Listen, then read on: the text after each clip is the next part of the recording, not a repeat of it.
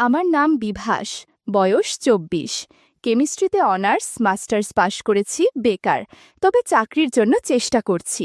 বিভিন্ন জায়গায় ইন্টারভিউ দিচ্ছি, কিন্তু চাকরি হচ্ছে না। আয় ইনকাম তেমন নেই, কিন্তু ভ্রমণের নেশা আছে। এখনও ভ্রমণ করি। ভ্রমণের টাকা জোগাই টিউশন পড়িয়ে। সায়েন্সের ছাত্র, তাই ছাত্র জোগাড় করতে কষ্ট হয় না। বেশ উঁচু লম্বা সুস্বাস্থ্যের অধিকারী উজ্জ্বল শ্যামলা আমি, কিন্তু এখনও একটা প্রেম করতে পারিনি। প্রেম আমার ভালোও লাগে না, ওসব আবেগ আমার নেই। অনেকদিন পর ঘুরতে যাচ্ছি। সেকেন্ড ক্লাস স্লিপারে টিকিট কেটেছি আমি। রাত ১১:৫৫-র সময় হাওড়া থেকে চেন্নাইয়ের উদ্দেশ্যে ট্রেন ছাড়ল। আমার গন্তব্য উটি। জীবনে প্রথমবারের মতো যাচ্ছি ওখানে। হিমালয়ে অনেক ঘুরেছি, এবার একটু দক্ষিণে ভ্রমণের ইচ্ছে হয়েছে। বন্ধুরা অনেকেই সঙ্গী হতে চেয়েছিল, কিন্তু শেষে কেউই এলো না, তাই একাই যাচ্ছি।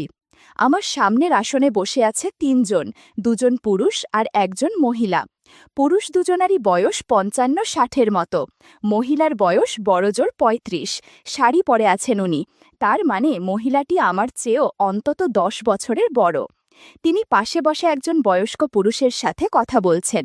সম্ভবত এই পুরুষটাই তার ভ্রমণ সঙ্গী। সম্পর্কে কি হন কে জানে, বাবা কিংবা বড় ভাই হবেন।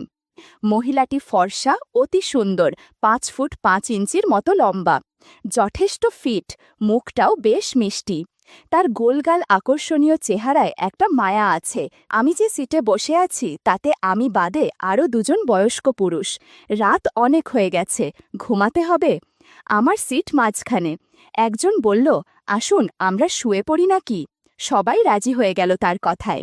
উভয় দিকেই মাঝের আসন বেঁধে নেওয়া হলো, যেটাতে এতক্ষণ হেলান দিয়েছিলাম আমরা।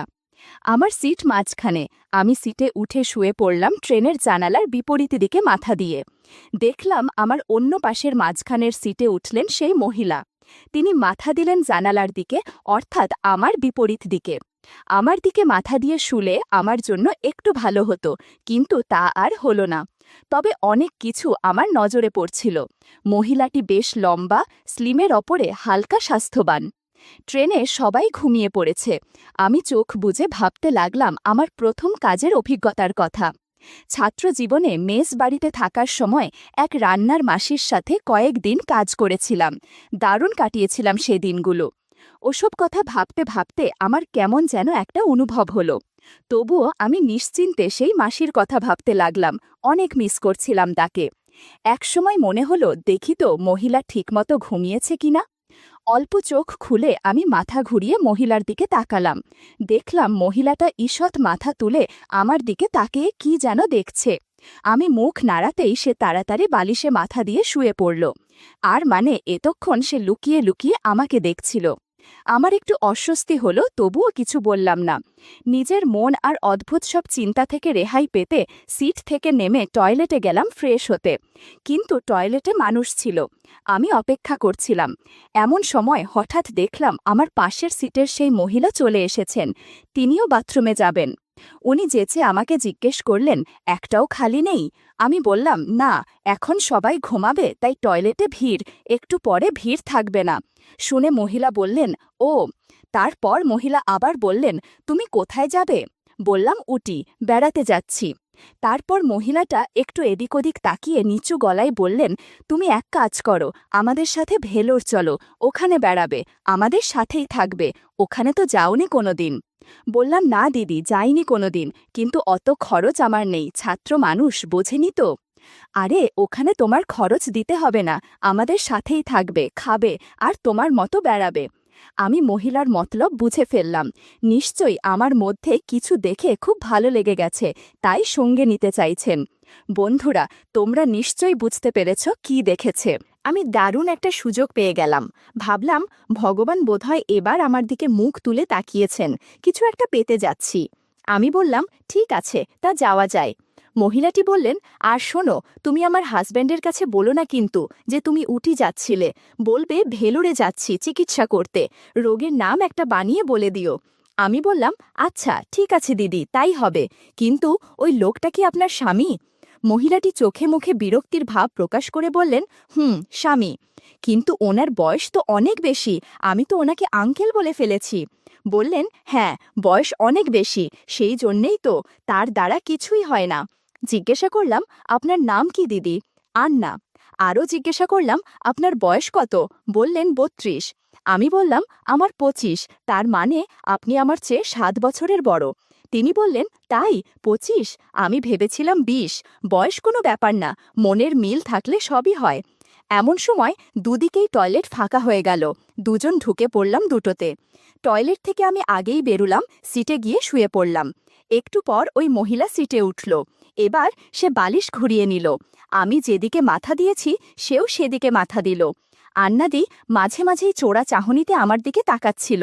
আমি আর 7-5 ভাবলাম না, দেখছে দেখুক, আমারই ভালো। রাত 3টের দিকে ঘুমিয়ে পড়লাম। ট্রেনের মধ্যে সকাল হয়ে গেল। আমি সারাদিন আন্নাদিকেই দেখছিলাম। এভাবেই দিন পার করে বিকেলে চেন্নাই পৌঁছালাম। স্টেশনে নেমে আন্নাদি তার স্বামীকে বলল, এই ছেলেটা একা একা ভেলোর যাচ্ছে বুঝলে, জীবনে কোনো দিন ও ওখানে যায়নি। ওকে আমি আমাদের সঙ্গে যাওয়ার কথা বলেছি, একসাথে ঘর ভাড়া নিয়ে থাকব, এতে খরচও কম পড়বে। আমি কিন্তু ওকে কথা দিয়েছি, তুমি না করতে পারবে না। স্বামী বলল, ঠিক আছে, যাক না আমাদের সঙ্গে, ছেলে মানুষ। চেন্নাই থেকে অন্য ট্রেনে ভেলোর যাওয়ার জন্য উঠলাম। এই সময় আমি টয়লেটে গেলে দিদিও গেল। ওখানে আমাকে থামিয়ে বলল, আঙ্কেল যদি শোনে তোমার কি রোগ হয়েছে তাহলে তুমি বলবে গোপন রোগ। আমি ঠিক আছে বলে দিলাম। ভেলোর পৌঁছাতে রাত হয়ে গেল। অনেক খোঁজাখুঁজি করে দীনেশ হসপিটালের সামনের পাড়ায় 3 তলায় একটা ঘর পাওয়া গেল। রাত হয়ে গেছে বলে সব ভালো ঘর বুক হয়ে গেছে। ঘরটায় শুধু ফ্লোর ছিল, খাট পালঙ্ক ছিল না। এল প্যাটার্নের বেশ বড় একটা ঘর, মাত্র 300 টাকা ভাড়া। ঘরের সঙ্গে ওয়াশরুম এবং রান্নাঘর আছে। 3 জনের জন্য 3টে বিছানা দিল ওরা। হাঁড়ি পাতিল, গ্যাসের চুলো, সিলিন্ডার সব ভাড়া করলাম। ব্যাগপত্র রুমে রেখে হাত মুখ ধুয়ে আমরা হোটেলে খেতে বার হলাম। খেতে খেতে আন্নাদি তার স্বামীকে বললেন, কাল থেকে তোমার আর হোটেলে খেতে হবে না। তোমাকে ডাক্তারের কাছে সিরিয়ালে বসিয়ে আমি আর বিভাস বাজার করতে যাব। তারপর দুজন রুমে এসে রান্না করব। তোমার ডাক্তার দেখানো হয়ে গেলে ফোন করে দিও। স্বামীটি বললেন, ঠিক আছে, তাই করো। আমি সাথে সাথে পকেট থেকে 2টো 500 টাকার নোট বার করে আন্নাদির হাতে দিয়ে বললাম, আন্নাদি, আপাতত এটা রাখুন, আমার থাকা আর খাওয়ার খরচ। খাওয়া দাওয়ার পর রুমে এসে কিছুক্ষণ গল্প টল্প করে বিছানা পেতে শুয়ে পড়লাম। আন্নাদি আর তার স্বামী তাদের বিছানা পাতল। আমি পাতলাম এলের অন্য দিকে, কিন্তু মাথাটা আন্নাদির দিকে দিলাম যাতে সুবিধা হয়। আন্নাদিরা শুয়েছে মাথাটা আমার বিপরীত দিকে দিয়ে। আমার ঘুম আসছিল না। শুয়ে এপাশ ওপাশ করতে লাগলাম আর মাঝে মাঝেই আন্নাদির দিকে তাকাতে লাগলাম, যদি গল্প করা যার আর কিছু দেখা যায়। একটু পর আন্নাদি উঠে ওয়াশরুমে গেল। সে শুধু পেটিকোট আর ব্লাউজ পরে আছে। খানিক পর আন্নাদি বাথরুম থেকে বেরুলো। আমি ঘুমের ভান করে পড়ে রইলাম। ওদের বিছানা থেকে আমার বিছানা বেশ খানিকটা দূরে। হঠাৎ দেখলাম আন্নাদি আমার দিকে এগিয়ে আসছে। আমি সামান্য চোখ খুলে দেখতে লাগলাম। তিনি আমার দিকে তাকিয়ে একটু নজর বুলিয়ে চলে গেল। আমাকে দেখতে এসেছিল নাকি অন্য কিছু ঠিক বুঝে উঠতে পারলাম না। ঘরে একটা বেশি পাওয়ারের ডিম লাইট জ্বলছিল। ওদিকে আঙ্কেল তো অনেক আগেই ঘুমে বেহুশ, সে নাক ডাকছে। আমার আর ঘুম হচ্ছে না। আমি এপাশ ওপাশ করতে লাগলাম। প্রায় ঘন্টা খানেক পার হয়ে গেল। হঠাৎ আন্নাদির দিকে তাকিয়ে দেখি বসে কি যেন করছে আর হালকা শব্দ আসছে। বন্ধুরা, ইউটিউবের করা নিয়মের কারণে এসব ঘটনা সরাসরি বলা যাচ্ছে না। তোমরা কমেন্টে দেয়া লিংক থেকে আমার ওয়েবসাইট ভিজিট করো। সেখানে একদম মনের মতো গল্প দেয়া আছে, যেগুলো ইউটিউবে পাওয়া যায় না। এসব ভাবতে ভাবতে কখন ঘুমিয়ে পড়েছিলাম মনে নেই। সকালবেলায় আন্নাদির ডাকে ঘুম ভেঙে গেল। চোখ খুলে দেখি আন্নাদি আমার পাশে বসে আছে। সকাল হয়ে গেছে তো, দাঁত ব্রাশ করতে হবে, চান করতে হবে, তারপর বাইরে হোটেলে যেতে হবে জলখাবার কিনতে। আমি দেখলাম আন্নাদির ইতিমধ্যেই স্নান হয়ে গেছে। মাথায় তার গামছা পেঁচানো, পরনে অন্য শাড়ি। আমি বললাম, হ্যাঁ, উঠছি। আন্নাদি চলে গেল রান্নাঘরে। আমি ফোনটা হাতে নিয়ে ফেসবুক স্ক্রল করলাম। এরপর উঠে বাথরুমে গেলাম। স্নান করার আগে দেখলাম আশেপাশের চুলগুলো বেশ বড় হয়ে গেছে, একদিন কাটা হয় না। ভাবলাম চুলগুলো কেটে তৈরি থাকতে হবে, কারণ যে কোনো সময় ডাক আসতে পারে। ফ্রেশ হয়ে বাথরুম থেকে বেরিয়ে দেখি আঙ্কেল এখনও ঘুমাচ্ছেন। আমি নতুন জামাকাপড় পরে নিলাম। আন্নাদি বলল, তুই একটু বাইরে যা, খাবার কিনে আন। হাতে কিছু টাকা দিল আন্নাদি। আমি জিজ্ঞেস করলাম, আঙ্কেল এখনো ওঠেনি? না, সে তো ঘুমের বড়ি খায়, তাই উঠতে দেরি হয়। এক্ষুনি উঠে পড়বে। উঠলেই আমরা খাবার খেয়ে বাইরে বেরোব। আমি বাইরে বার হলাম। হোটেলে যেতে যেতে ভাবতে লাগলাম, আন্নাদি হঠাৎ আমার সাথে তুই করে বলছে কেন? মানুষ বেশি বেশি যেন ভাই মনে করে, সেই জন্যেই কি? আবার ভাবলাম আঙ্কেলের কথা।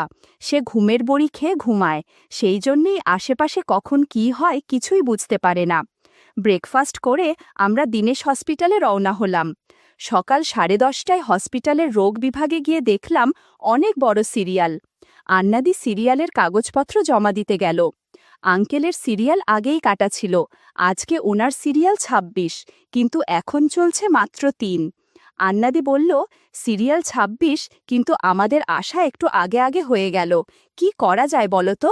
আসলে আন্নাদি ইচ্ছে করেই আগে আগে এসেছিল, যাতে আঙ্কেলকে এখানে বসিয়ে রেখে বাজার এবং রান্না করার জন্য চলে যাওয়া যায়।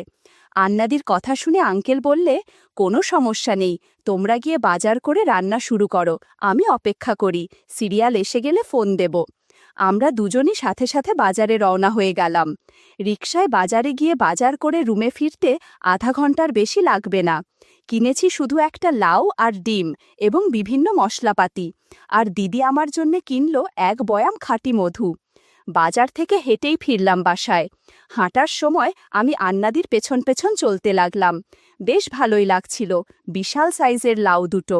এত বড় লাউ সচরাচর দেখা যায় না। আমি ভাবছিলাম, এই লাউ দিয়ে এক্ষুনি সুস্বাদু তরকারি বানানো যায়। একটু পর আমরা বাজার করে রুমে চলে আসলাম। শাড়ি পরে বাইরে গিয়েছিল আন্নাদি। ওই অবস্থাতেই রান্নাঘরে ঢুকে পড়ল। হাতে সময় খুব কম। আমি একটু ফ্রেশ হয়ে রান্নাঘরে ঢুকলাম যাতে কাজ করা যায়।